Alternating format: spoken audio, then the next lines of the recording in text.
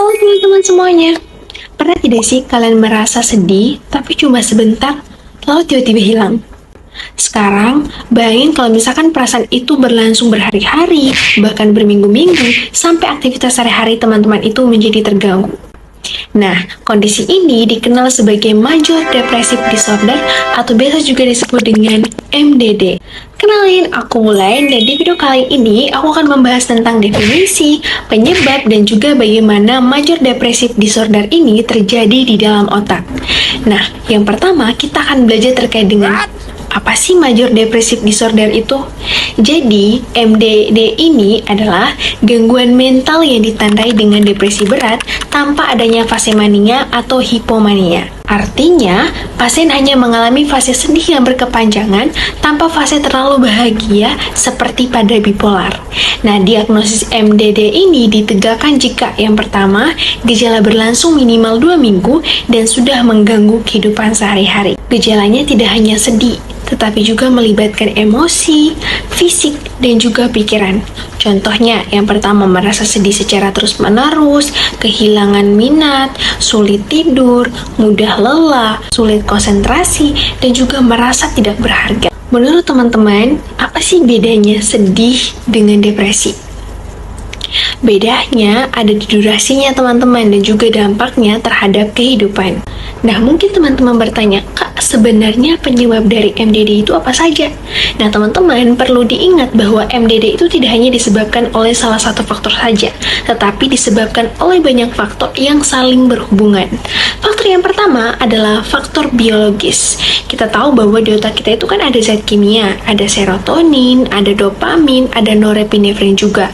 Nah, kalau misalkan zat-zat ini itu tidak seimbang, maka mood kita juga akan bisa terganggu. Faktor yang kedua adalah faktor psikologis. Faktor psikologis itu yang seperti apa, Kak? Seperti trauma, stres, dan juga pola pikir negatif. Contohnya nih, kalau misalkan teman-teman itu baru gagal sekali, tiba-tiba teman-teman langsung merasa diri teman-teman itu merasa tidak berguna. Padahal kita tahu bahwa gagal sekali itu bukan berarti bahwa teman-teman itu menjadi orang yang paling gagal sedunia. Tetapi, karena itu merupakan salah satu proses menuju keberhasilan diri teman-teman semuanya. Faktor yang ketiga adalah faktor lingkungan. Faktor lingkungan itu seperti apa, Kak? Faktor lingkungan itu seperti tekanan hidup dan juga kurang dukungan sosial. Karena kurangnya dukungan sosial ini, banyak juga yang mengalami depresi, teman-teman. Faktor yang terakhir adalah faktor demografis, yang dimana faktor ini tuh berkaitan dengan perempuan dan juga usia muda, yang mana perempuan dan usia muda ini tuh cenderung lebih berisiko mengalami depresi atau biasa juga disebut dengan Major Depressive Disorder. Nah, menurut teman-teman nih, ketika teman-teman sudah mendengar faktor-faktor tadi, menurut teman-teman faktor mana sih yang paling berpengaruh? Dan ingat ya teman-teman, sebenarnya semua faktor itu tadi saling berhubungan. Selanjutnya kita akan masuk pada patofisiologi, yang mana di sini kita akan belajar tentang bagaimana sih Major Depressive Disorder itu terjadi di dalam otaknya kita. Tenang teman-teman, di sini aku bakal bikin simple biar teman-teman itu lebih paham. Yang pertama, kita akan belajar terkait dengan teori monoamin. Intinya di teori ini bahwa dia menjelaskan bahwa depresi itu terjadi karena penurunan neurotransmitter, yang mana yang sudah saya jelaskan bahwa dalam otaknya kita kan ada zat kimia nih, ada serotonin, ada dopamin, ada norepinefrin. Kalau misalkan 3 zat kimia itu turun, teman-teman, itu akan mengakibatkan pengaturan emosi kita itu akan menjadi terganggu, begitu. 3 zat kimia itu sebenarnya teman-teman adalah zat-zat pengatur mood yang berada di otaknya kita. Nah, kalau misalkan zat pengatur mood di otak kita berkurang, kira-kira apa yang terjadi menurut teman-teman? Nah, betul sekali jawabannya, mood akan ikut menurun, yang mana akan mengakibatkan emosi kita juga jadi ikut terganggu kan? Berikutnya kita juga akan belajar terkait dengan mekanisme sinaps. Nah, ingat teman-teman bahwa di otak kita itu sel saraf itu berkomunikasi melalui sinaps. Nah, pada kondisi normal biasanya neurotransmitter kan akan dilepaskan, lalu nanti akan menempel ke reseptor, lalu sinyal akan diteruskan. Tetapi kalau misalkan pada teman-teman atau pada orang-orang yang mengalami Major Depressive Disorder, jumlah neurotransmitter itu berkurang. Jadi neurotransmitter ini akan terlalu cepat diambil kembali dan reseptornya tidak bekerja secara optimal. Akibatnya itu, komunikasi antar neuronnya itu jadi terganggu. Selanjutnya, selain kita belajar terkait dengan bagaimana sih major depressive disorder itu terjadi di otaknya kita juga belajar terkait dengan obat yang mana nantinya akan mencegah terjadinya depresan. Dan di sini itu ada obat-obat anti depresan yang bekerja dengan cara meningkatkan jumlah neurotransmitter yang berkurang tadi. Contohnya ada SSRI yang mana meningkatkan serotonin, ada juga SNRI yang meningkatkan serotonin dan juga norepinefrin. Nah, mungkin teman-teman bertanya, kenapa sih efek obat itu lama? Efek obat yang kita pakai itu lama. Nah, ingat teman-teman, walau neurotransmitter kita itu naik cepat, efeknya itu tidak langsung terasa gitu. Karena kan otak itu kan butuh waktu untuk beradaptasi kan, seperti terjadinya perubahan reseptor dan juga peningkatan neuroplastisitas. Jadi kesimpulannya teman-teman, major depressive disorder ini adalah gangguan depresi berat yang disebabkan oleh banyak faktor dan juga melibatkan perubahan di otak. Jadi dengan teman-teman memahami mekanismenya, itu sangat penting agar kita bisa memberikan terapi yang tepat. Saya akan menjelaskan terkait tanda dan gejala penyakit atau clinical presentation. Yang pertama adalah aspek gejala emosional, di mana struktur pertamanya sendiri adalah mood depresif atau perasaan sedih berkepanjangan, di mana seorang pasien merasa sedih hampir setiap harinya dan merasa kosong atau kehilangan harapan tanpa penyebab yang jelas. Selanjutnya adalah anedonia, yaitu kehilangan minat ataupun kesenangan, di mana pasien tidak lagi menikmati aktivitas yang sebelumnya menyenangkan, termasuk hobi, interaksi sosial maupun aktivitasnya sehari-hari. Selanjutnya adalah perasaan bersalah atau berlebihan yang tidak berharga, di mana pasien sendiri merasa dirinya gagal, tidak berguna, atau menyalahkan dirinya secara tidak proporsional. Selanjutnya, kita ada di kecemasan atau iritabilitas, di mana seorang pasien atau sebagian pasien mengalami kecemasan, mudah tersinggung, atau agitasi emosional. Selanjutnya adalah gejala psikotik. Itu terjadi pada kasus berat, di mana dapat muncul waham atau delusi, atau disebut juga halusinasi, yang sesuai dengan tema depresi seperti merasa berdosa akan dihukum. Selanjutnya kita masuk di materi atau struktur gejala fisik. Yang pertama adalah fatigue, di mana pasien merasa lelah terus-menerus meskipun aktivitas minimal. Selanjutnya ada penurunan libido, di mana pasien atau minat seksual menurun akibat gangguan mood dan juga perubahan neurotransmitter. Selanjutnya adalah gangguan tidur, di mana dapat berupa insomnia atau sulit tidur atau terbangun dini, atau hipersomnia, kebalikannya sendiri yaitu tidur berlebihan. Selanjutnya adalah keluhan somatik, di mana sering berupa nyeri kepala, nyeri tubuh, gangguan gastrointestinal, dan juga palpitasi tanpa sebab organik yang jelas. Selanjutnya adalah gejala kognitif, di mana pasien sering sulit berkonsentrasi, di mana pasien kesulitan fokus pada pekerjaan, belajar, ataupun percakapan. Selanjutnya adalah penurunan daya ingat, di mana sulit atau mengambil keputusan, yaitu pasien merasa ragu-ragu untuk keputusan sederhana sendiri. Selanjutnya adalah gangguan psikomotor, di mana yang pertama adalah retardasi psikomotor, yaitu gerakan, bicara, dan juga proses berpikir menjadi lambat. Selanjutnya adalah agitasi psikomotor, yaitu sebaliknya, di mana beberapa pasien tampak gelisah, mondar-mandir, atau tidak bisa diam. Selanjutnya, ini akan menunjukkan diagnostik kriteria for major depressive disorder. Setidaknya 5 gejala harus muncul selama periode 2 minggu, dan salah satunya harus berupa suasana hati depresi atau yang kita sebut anedonia. Yang pertama adalah S, yaitu suicidal ideation, yaitu pikiran tentang kematian, rencana ataupun percobaan bunuh diri. Selanjutnya adalah interest, yaitu kehilangan minat atau kesenangan dalam aktivitas, yaitu anedonia. Selanjutnya adalah guilt, yaitu perasaan tidak berharga atau rasa bersalah yang berlebihan dan tidak sesuai. Yang keempat adalah energi, yaitu kelelahan akibat kekurangan energi. Yang kelima adalah concentration, yaitu penurunan kemampuan berpikir atau mengambil keputusan. Yang keenam adalah appetite, yaitu perubahan berat badan yang signifikan, biasanya perubahan 5% dari kondisi awal. Yang ketujuh adalah psikomotor, yaitu agitasi atau gelisah ataupun retardasi atau perlambatan. Yang kedelapan adalah sleep, yaitu insomnia dan hipersomnia atau tidur berlebihan. Nah, ini disebut Seagate Caps. Kita masuk di materi diagnosis dan interpretasi klinis penyakit. Aspek pertama adalah kriteria diagnosis MDD, di mana diagnosis ditegakkan bila pasien mengalami lebih dari 5 gejala depresi selama 2 minggu, dan salah satu gejala wajib adalah mood depresif atau kehilangan minat atau kesenangan yang disebut anedonia.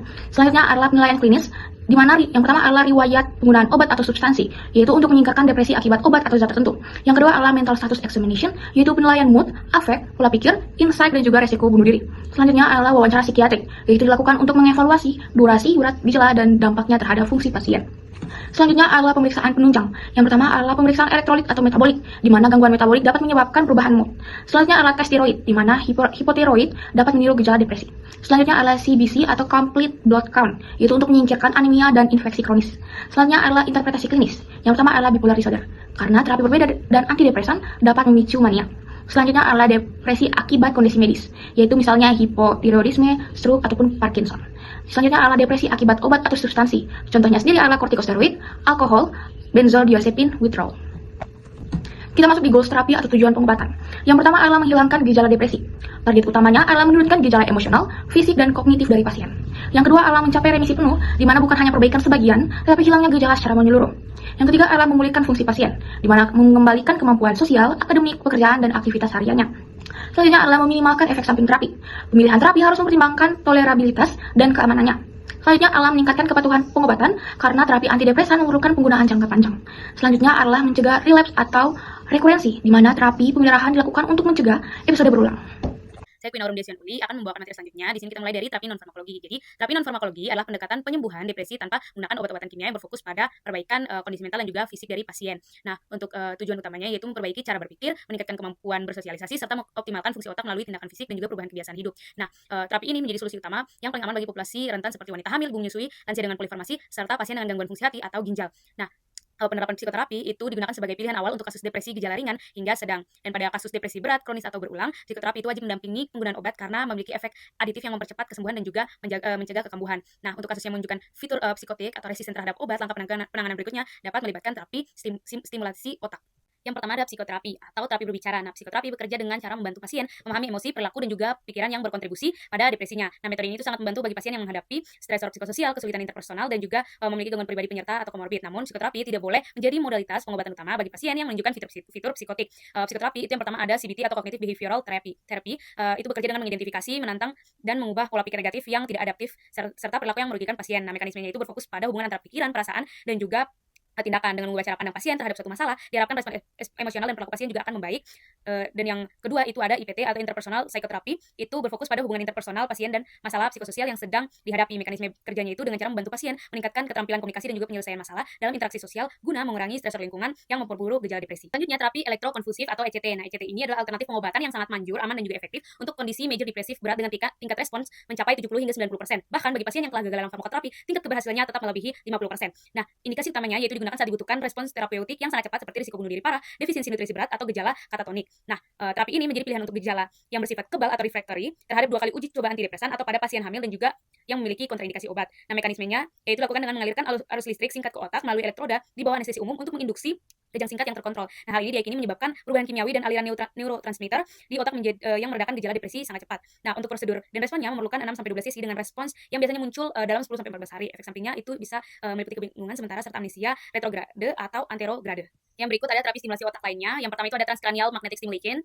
Itu prosedur non-invasif yang menggunakan medan magnet untuk merangsang sel saraf di area otak yang mengendalikan suasana hati. Nah, mekanismenya itu menggunakan kumparan magnet di kulit kepala untuk mengirim pulsa magnetik singkat yang mengaktifkan sirkuit saraf yang kurang aktif tanpa memerlukan anestesi. Nah, terapi ini disetujui oleh FDA untuk digunakan setelah kegagalan setidaknya satu uji coba antidepresan. Yang kedua itu ada vagus nerve stimulation. Itu melibatkan penanaman generator pulsa secara bedah di dada yang dihubungkan ke saraf vagus kiri. Nah, mekanismenya itu mengirim sinyal elektrik secara berkala ke area otak yang mengatur emosi guna meringankan depresi yang sulit diobati. Sehingga efek sampingnya itu meliputi perubahan suara serak, sesak napas, dan juga nyeri leher.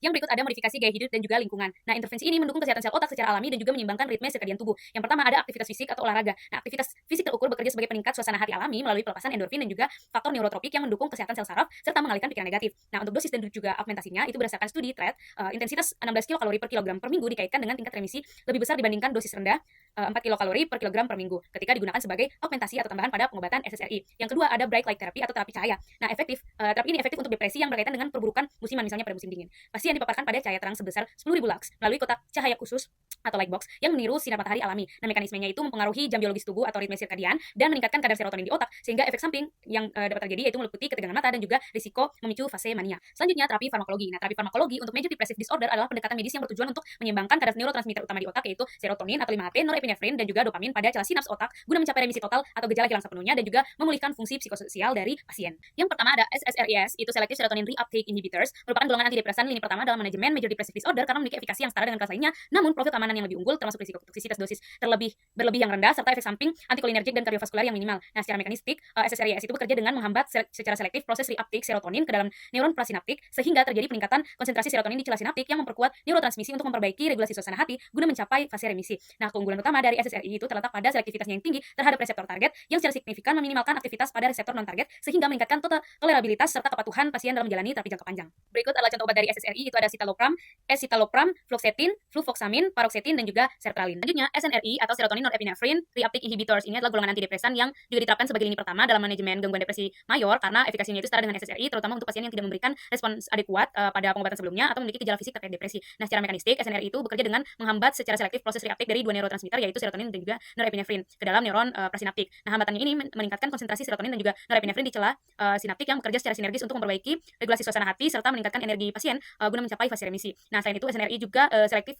yang baik merupakan selektif yang baik terhadap reseptor non-target seperti histamin dan juga muskarinik yang bertujuan untuk meningkatkan tolerabilitas serta kepatuhan pasien dalam menjalani pengobatan jangka panjang. Berikut adalah contoh obat dari SNRI, yaitu ada desvenlafaxine, duloxetine, venlafaxine, dan juga levomilnacipran. Selanjutnya itu ada TCAS atau tricyclic antidepresan. Itu golongan antidepresan generasi lama. Umumnya itu ditetapkan sebagai terapi klinik kedua atau ketiga dalam major depressive disorder karena profil keamanan yang lebih rendah serta risiko toksisitas dosis berlebih yang fatal dibandingkan golongan SSRI atau SNRI. Kalau secara mekanistik, TCAS ini cara bekerja mekanisme kerjanya itu sama dengan SNRI, yaitu dengan cara menghambat proses reuptake dari dua neurotransmitter yaitu serotonin dan juga norepinefrin ke dalam neuron prasinaptik guna meningkatkan konsentrasi keduanya di celah sinaptik untuk memperbaiki regulasi suasana hati pasien. Nah, berbeda dengan SNRI modern, TCAS itu memiliki selektivitas yang rendah karena juga berikatan kuat pada berbagai reseptor non-target seperti histamin, muskarinik, dan juga alpha-1 adrenergic yang menimbulkan berbagai efek samping sistemik yang mengganggu sehingga menurunkan tolerabilitas serta kepatuhan pasien dalam menjalani pengobatan jangka panjang. Berikut adalah contoh dari obat dari TCAS, ada amitriptilin, ada desipramin, ada doxepin, dan juga nortriptilin. Selanjutnya ada norepinefrin and dopamine reuptake inhibitors atau NDRIS. Itu adalah golongan antidepresan yang unik karena dia tidak bekerja pada sistem serotonin sehingga sering menjadi pilihan bagi pasien yang ingin menghindari efek samping seksual atau sedasi berlebih. Nah, secara mekanistik NDRI itu bekerja dengan menghambat proses reuptake dua neurotransmitter yaitu norepinefrin dan juga dopamin ke dalam neuron prasinaptik. Nah, hasilnya adalah peningkatan konsentrasi norepinefrin dan juga dopamin di celah sinaptik yang membantu meningkatkan energi, motivasi, dan juga fokus pasien guna mencapai fase remisi. Karena profilnya tidak melibatkan serotonin, NDRI itu memiliki tolerabilitas yang baik terhadap efek samping somatik tertentu meskipun pemantauan ambang kejang itu diperlukan pada dosis maksimal. Berikut adalah contoh dari obat dari NDRI yaitu bupropion. Selanjutnya golongan mixed serotonergic effects, itu adalah kelompok antidepresan yang memiliki mekanisme kerja ganda pada sistem serotonin. Nah, secara mekanistik obat-obat dalam kelompok ini itu bekerja dengan cara menghambat reuptake serotonin sekaligus berperan sebagai antagonis atau agonis parsial pada reseptor serotonin spesifik seperti 5-HT2 atau 5-HT1A. Nah, kombinasi modulasi reseptor dan juga hambatan reuptake ini bertujuan untuk memperbaiki regulasi suasana hati dengan lebih spesifik sambil meminimalkan efek samping seperti kecemasan atau gangguan tidur. Nah, mekanisme yang kompleks ini dirancang untuk mengoptimalkan neurotransmisi serotonin guna mencapai fase remisi pada pasien dengan variasi gejala depresi yang luas. Untuk contoh obat dari mixed serotonergic effects itu ada nefazodon, ada trazodon, vilazodon, dan juga vortioxetine. Selanjutnya serotonin and alpha adrenergic antagonist itu bekerja dengan mekanisme yang berbeda dari penghambat reuptake konvensional, yaitu secara mekanistik dia bekerja dengan cara memblokir reseptor presinaptik alpha 2 adrenergic autoreseptor dan juga heteroreseptor. Nah, pemblokiran ini menyebabkan peningkatan pelepasan neurotransmitter norepinefrin dan serotonin secara tidak langsung ke celah sinaptik. Selain itu, golongan ini juga memblokir reseptor serotonin tertentu seperti 5-HT2 dan juga 5-HT3 yang bermanfaat untuk memperbaiki suasana hati sekaligus memberikan efek tambahan berupa perbaikan pola tidur dan peningkatan nafsu makan yang sangat berguna bagi pasien depresi dengan insomnia atau penurunan berat badan yang signifikan. Contoh obat dari serotonin dan alpha adrenergic antagonis yaitu ada mirtazapine. Selanjutnya ada monoamin oksidase inhibitors atau MAOIs. Merupakan golongan antidepresan yang biasanya itu menjadi lini terakhir dalam terapi karena interaksinya yang kompleks dengan makanan dan juga obat lain. Nah, secara mekanistik MAOIs itu bekerja dengan cara menghambat enzim monoamin oksidase, yaitu enzim yang bertanggung jawab untuk mendegradasi neurotransmitter monoamin. Dengan terhambatnya enzim ini akan terjadi peningkatan drastis konsentrasi serotonin, norepinefrin, dan juga dopamin di dalam neuron dan juga celah sinaptik. Nah, peningkatan kadar ketiga neurotransmitter utama ini secara efektif memperbaiki regulasi suasana hati pasien, namun karena risiko krisis hipertensi dan juga sindrom serotonin, penggunaannya itu memerlukan pengawasan ketat dan juga diet khusus. Untuk contoh obat dari monoamin oksidase inhibitors itu ada phenelzine, ada selegiline, ada tranylcypromine, dan juga isocarboxacid. Generation antipsychotics atau SGA itu digunakan sebagai terapi augmentasi atau tambahan pada pasien major depressive disorder yang tidak memberikan respons adekuat terhadap antidepresan standar. Nah, secara mekanistik SGA ini dalam konteks depresi bekerja sebagai modulator reseptor 5-HT2A dan juga dopamin D2. Nah, beberapa agen dalam golongan ini itu seperti aripiprazol dan juga quetiapin itu telah mendapatkan persetujuan FDA sebagai terapi lini pertama untuk augmentasi karena terbukti efektif memperkuat efek antidepresan primer. Nah, modulasi pada reseptor serotonin dan juga dopamin ini bertujuan untuk menyeimbangkan neurotransmisi di area otak yang mengatur suasana hati sehingga membantu pasien yang mengalami depresi resisten untuk mencapai fase remisi. Untuk contoh obat dari SGA sendiri itu ada aripiprazol, ada brexpiprazol, ada olanzapine atau fluoxetine, ada quetiapin, dan juga risperidon. Yang terakhir ada alternatif augmentation agents. Itu adalah kelompok obat non antipsikotik yang digunakan sebagai opsi tambahan untuk meningkatkan efikasi terapi antidepresan, meskipun beberapa di antaranya itu tidak secara spesifik mendapatkan persetujuan FDA untuk indikasi tersebut. Nah, golongan itu mencakup agen dengan mekanisme yang bervariasi seperti buspirone bekerja sebagai agonis parsial reseptor 5-HT1A untuk membantu menurunkan kecemasan dan juga memperkuat respons serotonergic. Yang kedua itu ada lithium, memiliki mekanisme kerja dalam depresi yang belum sepenuhnya dipahami namun efektif sebagai penstabil suasana hati dan juga sering digunakan untuk mencegah risiko bunuh diri pada depresi berat. Dan yang terakhir itu ada triiodotironin atau T3 digunakan untuk mengoptimalkan metabolisme hormon tiroid yang secara tidak langsung dapat meningkatkan sensitivitas reseptor neurotransmitter di otak. Nah, penggunaan agen alternatif ini itu bertujuan untuk mengatasi hambatan biologis tertentu pada pasien yang sulit disembuhkan dengan monoterapi guna memastikan regulasi suasana hati itu kembali optimal. Dan ini contoh obatnya seperti yang sudah saya jelaskan tadi. Perkenalkan, nama saya Samuel Kevin Yunis Manu, dan saya akan menjelaskan materi selanjutnya, di mana untuk manajemen dan penata laksanaan terapi dari Major Depressive Disorder atau MDD itu, yang pertama untuk terapi farmakoterapinya, di mana limit pertama dari MDD itu adalah SSRI.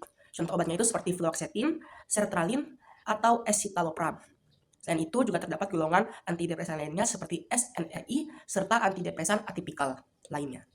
Sedangkan untuk durasi pengobatannya itu harus dilanjutkan minimal 6-12 bulan setelah gejala mereda untuk mencegah relapse. Selanjutnya adalah terapi psikoterapi. Di mana untuk contohnya itu yang pertama ada CBT yang membantu mengubah pola pikir dan perilaku negatif, dan IPT yang berfokus pada perbaikan hubungan intrapersonal dan situasi sosial yang dapat memicu depresi. Untuk terapi selanjutnya itu adalah terapi somatik, contohnya itu ECT yang merupakan terapi yang efektif untuk ini kasus depresi berat, depresi dengan psikotik, atau risiko bunuh diri yang tinggi yang memerlukan respon cepat. Selain itu juga ada TMS yang terapinya itu menggunakan medan magnet untuk merangsang sel saraf di otak. Umumnya itu digunakan pada pasien yang tidak dapat merespon pada obat. Sedangkan untuk manajemen tambahan dan gaya hidupnya itu diharapkan pasien itu melakukan ini olahraga teratur yang dapat membantu meningkatkan suasana hati. Terus juga terdapat edukasi pasien dan dukungan sosial dengan mengedukasi keluarga dan pasien terkait penyakit. Baik, selanjutnya saya akan menjelaskan ini bagian terkait algoritma dan evaluasi dari Major Depressive Disorder. Itu dimana untuk tahap awal terapi, pasien itu harus dalam kondisi fisik yang sehat dan tanpa kontraindikasi. Dan untuk terapi lini pertamanya itu sudah saya jelaskan adalah SSRI atau Selective Serotonin Reuptake Inhibitor. Dimana setelah ini diberikan terapi SSRI itu dilakukan evaluasi respon terapi, di mana terdapat 3 kemungkinan. Yang pertama itu jika tidak ada respon atau failed trial, itu kita harus memastikan dulu kepatuhan minum obat dari pasien. Dan jika tetap gagal, maka dapat diganti obatnya, di mana itu dapat diganti ini ke golongan obat SSRI yang lain atau diganti obat antidepresan non SSRI. Contohnya itu seperti SNRI.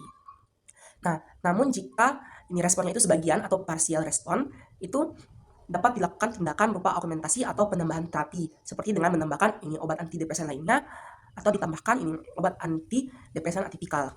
Atau jika tidak, itu dapat diganti ke obat golongan SSRI yang lain atau non SSRI.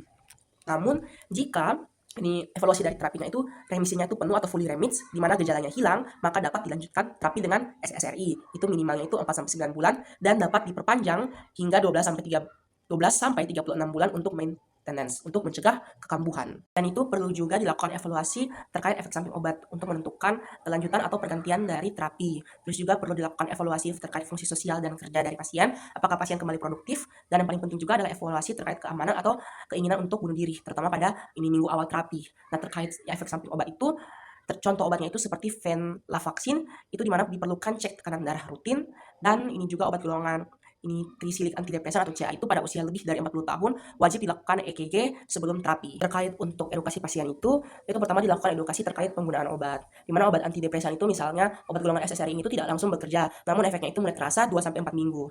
Dan selain itu obat golongan antidepresan itu harus diminum secara teratur sesuai dengan algoritma, di mana kalau gagal terapi maka hal pertama yang harus dicek itu adalah kepatuhan dari pasien. Dan itu jangan menghentikan obat sendiri walaupun gejalanya itu sudah menghilang atau sudah merasa membaik.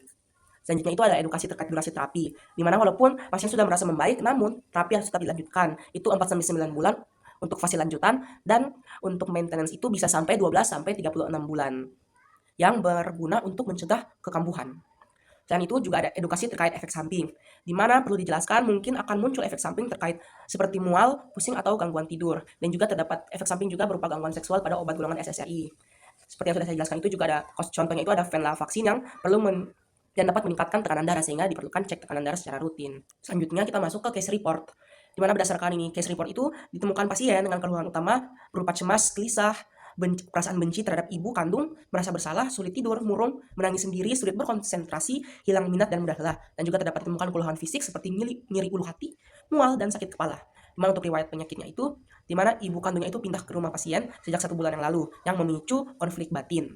Di mana untuk riwayat penyakitnya itu pernah ini depresi pada tahun 1979 dan dilakukan pengobatan selama 3 bulan dan sering kambuh dalam 2 tahun terakhir. Untuk riwayat sosialnya itu pasien merupakan pensiunan guru, di mana suaminya itu berwatak keras, masa kecil kurang kasih sayang karena ditinggal oleh orang tua. Dan untuk hasil dari tanda vitalnya itu untuk tekanan darahnya itu 130/80, untuk nadinya itu 79 kali per menit, napasnya 19 kali per menit, dan suhu tubuhnya itu 36,4 derajat Celcius. Untuk status lokasinya itu terdapat nyeri tekan pada bagian epigastrium. Untuk penampilannya itu rapi, perawakan kurus, dan sering menunduk serta sering menangis. Untuk mood atau afeknya itu depresif, dan empati dapat dirasakan. Untuk proses pikirnya itu logis realistik, dan terdapat ide bersalah.